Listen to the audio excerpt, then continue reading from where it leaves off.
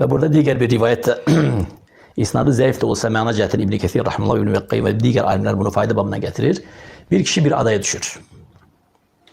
Ve o adada hemşelik almak olur. Ve ne yer?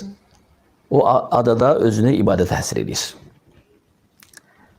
Gündüzler oruç tutur, adadaki meyvelerden yiyir, sonra düşür aşağıdaki çaydan sudan içir. Akan çaydan akar sudan içir. Geceleri de ibadet edir. Gündüzleri oruç, geceleri ibadet. Ve Allah Teala bunun ömrünü 500 ile kim artırır? 500 il müddetinde bu insan fasilesiz ibadet edir. Kıyamet günü Allah Teala meleklerine kulumu rahmetim ile cennetime salın. Diyecek ey Rabbim, bes emelim. Allah subhanahu teala tezden ondan soruşacak. Rahmetimle. Yok yok ya Rabbim, bes emelim, emelimle. O zaman melekler durun. Kulumun emellerini ölçün.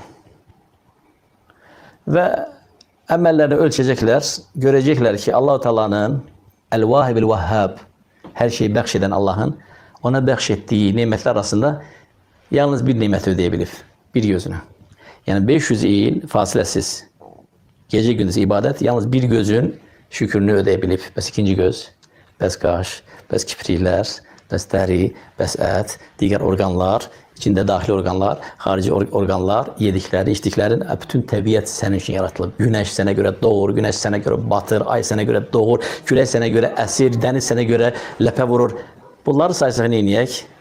Ve bu insanın hak ettiği, emeline göre hak ettiği neydi? O da aparılmasıydı. Ve melekler ona o da paranda o bir bakışla Allah'a bakacak. Bir yazı bakışla, bir hasret bakışla. Allah subhanahu teala o bakışı soruşacak ki niye böyle bakırsan? Ya Rab merhametinle. Allah Teala gayedecek ki merhametinle salın. Tezden onu cennetine salacak. Subhanallah. Hakikaten biz Allah Teala'nı hakkıyla takdir edebilmelik ve hakkıyla onun şükrünü verebilmelik ve hakkıyla ona ibadet edebilmelik. Allah Teala'nın nimetleri bize sonsuzdur. Sonsuzdur. Ve insanlar bunu derk edemez.